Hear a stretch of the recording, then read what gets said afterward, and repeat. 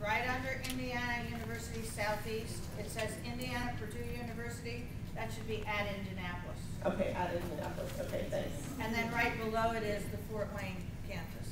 Oh, it's also in the booklet. It's in the convention booklet. It's in the booklet. Okay, thank you. But it's just each individual campus has to become a corporate member. You don't ride the coattail of IU or Purdue's large campuses. So we all need to get involved in that. And there are nice materials back at the back. Okay, I appreciate that. This is a question that comes up most often. I'm on a branch campus, so it certainly came up for us. So I think that's the impetus is for us to figure out ways to make connections to those universities and also to make it clear what we can offer universities in terms of mentorship and connections. So yes.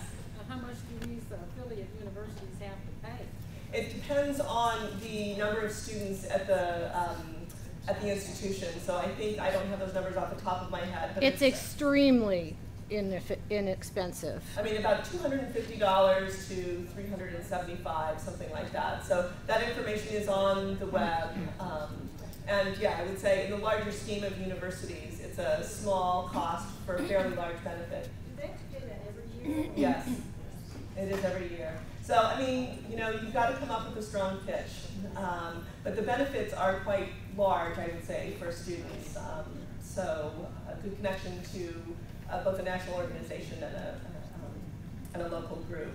So in the interest of time here, I'm not going to actually ask us to do this activity because I want to have Marcia show her great little short movie about e-affiliates. But on this goldenrod sheet, what I've given you is an activity that you could do with your branch as we think about how we could be better feminist mentors. I think it's really useful, you can even talk in your cars on the way home about this, to think about who mentored you. This exercise, 1075, comes from sociology teachers who often help individuals to think about how they are contextualized in different kinds of groups. So thinking about 10 critical choices that you've made in your life that have shaped your attitude about feminism and women's leadership or mentorship, coming up with 7 events that have affected the course of your life on subjects of feminism, women's leadership, and mentorship, and in particular 5 people who have profoundly affected the course of your life as a feminist or mentor for other women, and maybe in particular non-familial members. I think if we really do that kind of brainstorming, we can then sort of look outward and consider who might we be feminist mentors to, and that really is where we have to direct our energy if we want to grow our branches. So, so that might be an interesting activity for all of you, and you could do it while you're meditating, to think about those women and to consider what it is that they did, whether it was simply modeling behavior, whether it was demonstrating that they read the newspaper, that they write letters to the editor, that they have furthered their education, that they see themselves as connected politically. That might be a good 10-minute way to start a meeting or end a meeting, to think about then how might you go out into the community and reach younger women.